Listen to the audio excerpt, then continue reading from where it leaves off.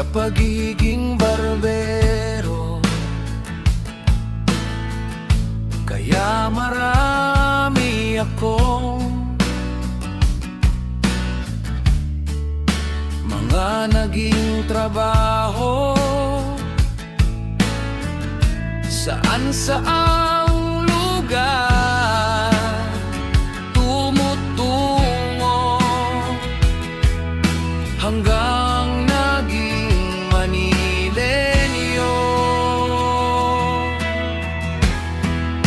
Doon nagumpisa, buhay ay pariwara, walang ibang matuluyan kundi sa barkada.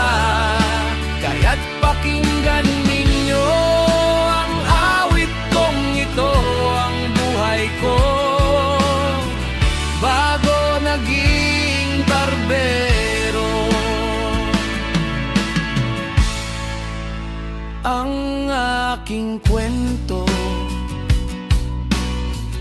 bago naging barbero, saan-saang lugar napadpad ako. Naging bisyoso, alak, sugal, sigarilyo, at nang minsan tumikim pa ng bato.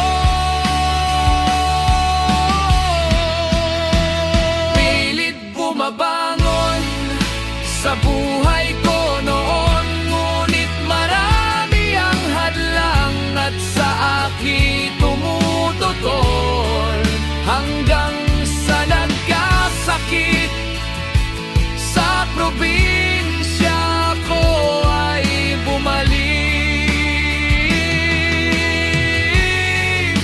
Doon nagsimula, ako ay nag-isip baguhin ang sarili, at sa Diyos ay nakinig. Doon nagumpisa